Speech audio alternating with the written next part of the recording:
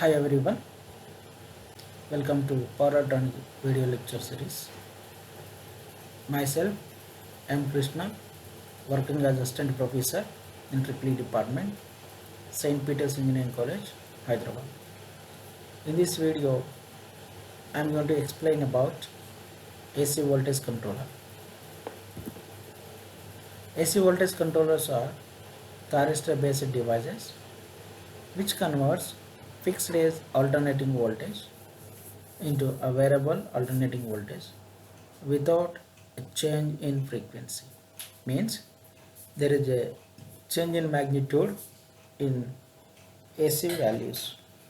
Mean, for example, single phase AC supply is available is 220 volt 50 Hz.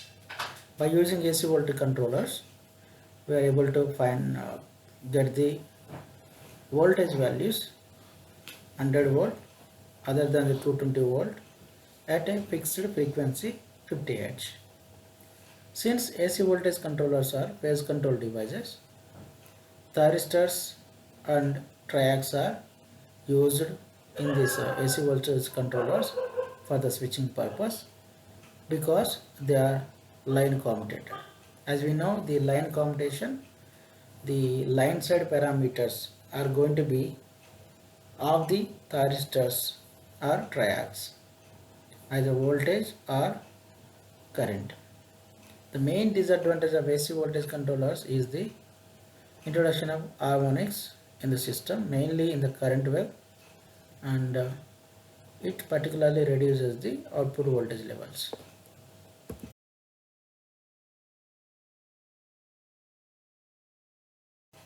There are two controlling strategies that are used to control the power flow in case of AC voltage controllers. One is phase control and another one is integral cycle control. In case of phase control, the switching device is so operated that the load gets connected to AC source for a part of each cycle of the input voltage. Means the input voltage having the positive half cycles and negative half cycles. One positive half cycle and negative half cycle combinedly we call cycle. And the firing angle alpha plays vital role in this phase control method. And the value based on the value of the firing angle, the switches are going to be on and off. And for the some positive half cycles, we can apply the alpha signal, and the voltage across the thyristors, which seems to be forward biased, only going to be on, and the voltage across few thyristors, sometimes it is a reverse biased manner, those thyristors won't be conducted. So this is very important method and in cheap. And phase control method is totally depends on the gate signal or gate pulse that we are going to apply to the controlling terminal of the thyristor or triac. In case of integral cycle control, the switching on the supply to the load for an integral number of cycles, let us say m number of cycles, we are switching on the supply, and for n number of cycles we are going to switching off the supply for further number of integrals. We'll see first of all phase AC voltage controllers with R load. You can call that single phase AC voltage controllers with R load. See, look at this diagram.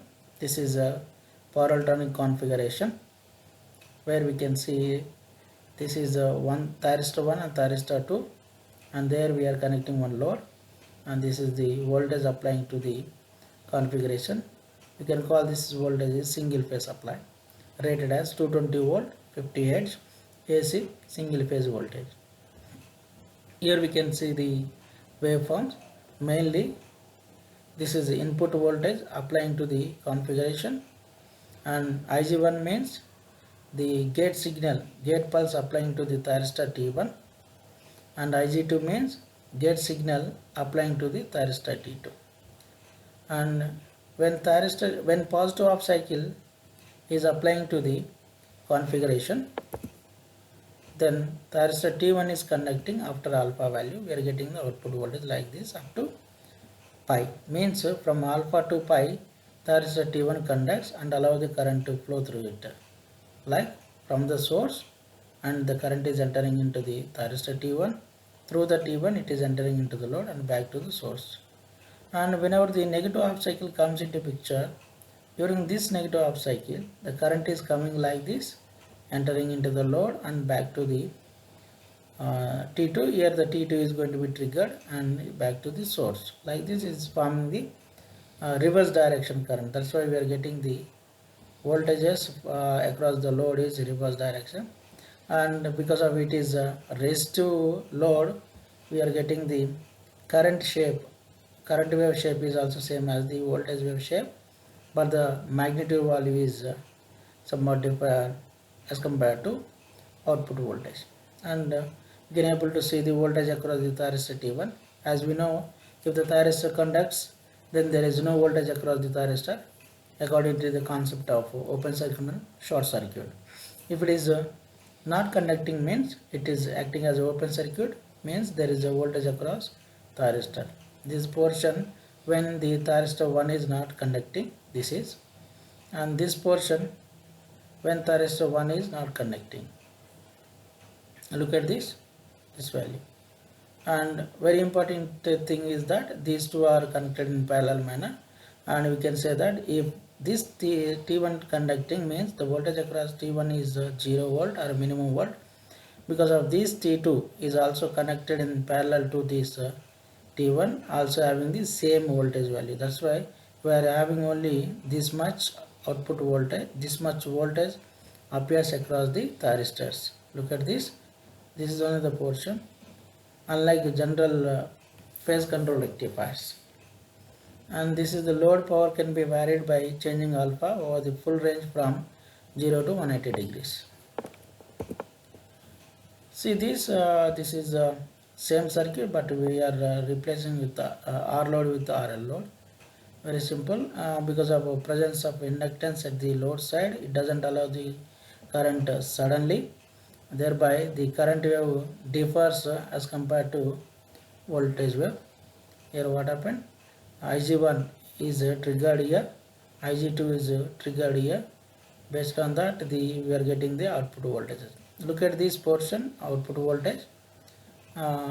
This is the output mainly due to the conduction of T1, and we are getting like this, and we are not getting any voltage because this current is going to be 0 here.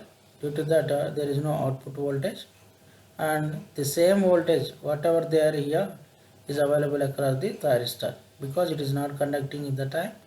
Thereby the same voltage available here, and this duration it is conducting because this is very important point. This is the alpha value. After the alpha some deviation is there, then during that also voltage across the thyristor available. Here also same thing. If thyristor T2 is not conducting, there is the voltage across the thyristor T2. And this is for positive half cycle. We are getting the output voltage when T1 is conducting. This is for the negative half cycle when T2 is conducting. After that, cycle repeats. And general gate signals requirements are: in half wave control, a pulse signal is enough to trigger the thyristor, whereas in a full wave controller with RL load, a pulse signal is not enough. This is because when thyristor T2 is triggered at pi plus alpha, the current through the thyristor T1 is non-zero, which prevents the thyristor from turning off. At beta plus alpha, the current through the thyristor T1 becomes 0, but at this time the pulse signal is T2 for firing would have been 0 if it is a pulse signal. Hence, a continuous gating signal is used in case of RL loads. So these are the few applications of AC voltage controllers. Speed control of induction motor, mainly polyphase AC induction motors. Heater control circuits in case of industrial heating. Welding power controlling, induction heating. On-load transformer tap changing. Lighting control in AC circuit, and AC magnetic controls.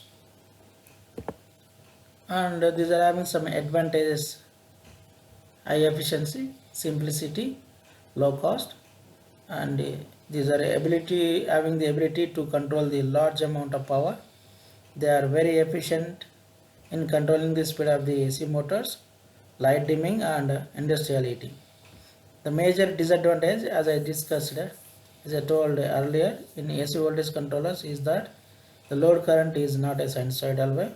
It contains the harmonics, and it introduces the harmonics in the load voltage and supply current waveforms. It will more at reduced output voltage levels. Thank you for watching this video.